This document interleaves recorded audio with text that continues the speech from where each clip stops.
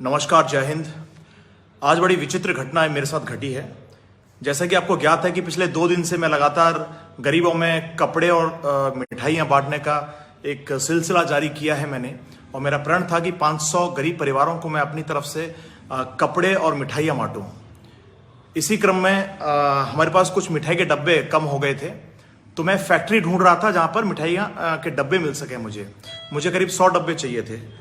तो मैं नजफगढ़ साइड में द्वारिका के पास में एक फैक्ट्री में पहुंचा जहां किसी मुस्लिम भाई की फैक्ट्री थी, और मैंने उनसे कहा कि भाई मुझे 100 डब्बों की आवश्यकता है।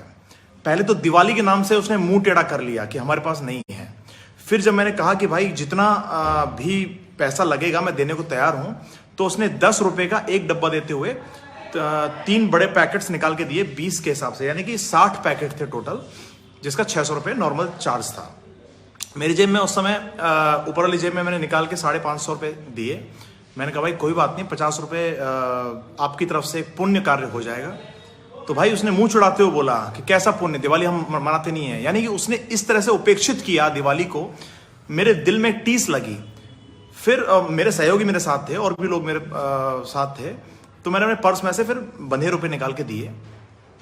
बंदे ने जो बात बोली वो मेरे दिल को लग गई। वो बात थी कि जब तुम्हारी औकात नहीं है, ये सामने वाला बंदा मुझसे कह रहा है कि जब तुम्हारी औकात नहीं है बांटने की, तो फिर क्यों बांटने चल देते हो।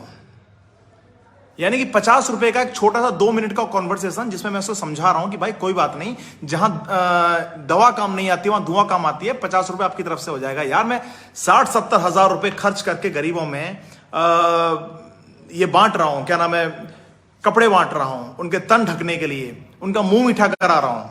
तमाम लॉकडाउन में 17-18 लाख रुपए सेकंड लॉकडाउन में मैंने खर्च कर दिया। उससे पहले फर्स्ट लॉकडाउन, थर्ड लॉकडाउन में भी मैंने लगभग यही अमाउंट खर्च किया होगा। आज वो बंदा एक फैक्ट्री का, जिसकी महीने की दिहाड़ी 1 लाख भी ना होगी, वो इंसान ये कहता है मुझे कि तुम्हारी औकात नहीं है तो क्यों बांटने चले आते हो मात्र 50 रुपए के लिए। बात यही नहीं रुकी। ये बात जब मेरे दिल में लगी तो मैंने उससे बहस करना शुरू किया। मैंने भाई तुम्हारी बात करने का तमीज, तुम्हारी लहजा ठीक नहीं है, इसको सुधारिए। तो बंदे ने उसके आगे ये कहा कि भाई एक दूसरा आदमी आया, मेरे ख्याल से उसका नाम कुछ तो ले रहा था, वो क्या नाम था पता नहीं, वही मुस्लिम था।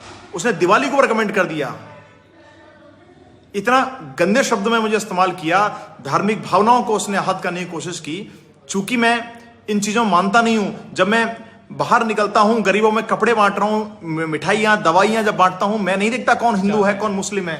जात नहीं पूछा जाता है। जात नहीं पूछते हम लोग, और नहीं हम लोग ये जानते हैं कि सामने वाला किस धर्म से है, किस जाति से है। बिल्कुल। उसके बावजूद भी हमारा कर्तव्य रहता है, क्योंकि मैं इंसानियत को पहचानता हूं, उसकी परिभाषा को समझता हूं। पर नहीं भाई, आज जिस तरह से उसने बात किया, मैं खुद चिढ़ता हूं कि लोग जब धर्म जाति बात करते हैं, विकास की बात नहीं करते। इलेक्शन के मुद्दे में इसलिए नहीं उठाता, इलेक्शन में इसलिए खड़ा नहीं होना चाहता, ये इलेक्शन के कैंडिडेट्स को इसलिए प्रमोट नहीं करता कि वो ज्यादा से ज्यादा विकास को छोड़कर जातिवाद और धर्म पर एजेंडे बनाते हैं, चलाते हैं। पर नहीं भाई, आज जिस तरह से मुझे मेरे दिल को लगी ये बात, जब उसने दिवाली पर कमेंट किया कि तुम जैसे क्या कहा था कि दिवाली वालों को देते नहीं हम, दिवाली वालों को, जबकि बना किस रहे हैं, जबकि बना रहे हैं वो श्रीराम मिठाई के लिए, बना भी तो उसी ले मुकुट मिठाई वाले के लिए, बना भी उसी के लिए, सारा कुछ उसमें। आप जब दोस्तों मैं एक चीज बताना चाहूंगा, अगर सपोज दैट आप ये नहीं काम कर सकते हो, चलो ठीक है, मगर आप बना किस लिए रहे हो। जो डब्बे के पैकेट है ना, सारे पैकेट पे वही चीज दिखाया जा रहा है जो दिवाली को लेकर हो, या फिर मतलब जो हमारा धर्म है, इस धर्म को लेकर ही प्रमोट कर रहा है। भी जो सारी चीजें वही प्रमोट कर रहा है, तो फिर कर क्यों रहे हो। देख रहे हो, ये भी किसी हिंदू भाई के नाम से छपा हुआ है। मैं पर हिंदू मुस्लिम वाला कोई मैटर दिखाने नहीं अलग है, वो मुद्दा ही नहीं है। हम लोग मानते ही नहीं इस चीज को। मैं मानने आया था नॉर्मली, क्योंकि 100 डब्बे कम पड़ रहे थे। मैंने बोला भैया 100 डब्बे निकाल दीजिए। उस पर उसने इतना नाटक किया, जैसे दिवाली का नाम सुना, उसके बाद मुझे बताता है, मेरी औकात बताने की कोशिश करता है। वहां मैं उसको क्या जवाब देता, क्या अपनी औकात बताता। मैं जानता था कि 4-5 लोग थे, कुछ हाथापाई हो जाती, कुछ लड़ाई हो जाती। तो हम लोग उस मोड में नहीं है ना। यार मुझे लड़ना नहीं है, हमें लड़ना नहीं था भाई। मेरे बोलने पर तमाम संगठन खड़े हो जाएंगे, मुझे बोलने पर उसी एरिया के तमाम लोग खड़े हो जाएंगे। पर मैं नहीं चाहता था कि कुछ बात बढ़ जाए और धार्मिक रंग पकड़ ले। हालांकि मैं शाम को जाऊंगा चौकी में, क्योंकि मेरा अभी आज बांटने का कार्यक्रम फिक्स है 4 बजे यहाँ गरीब बच्चों को। ये आज मेरा लास्ट है बांट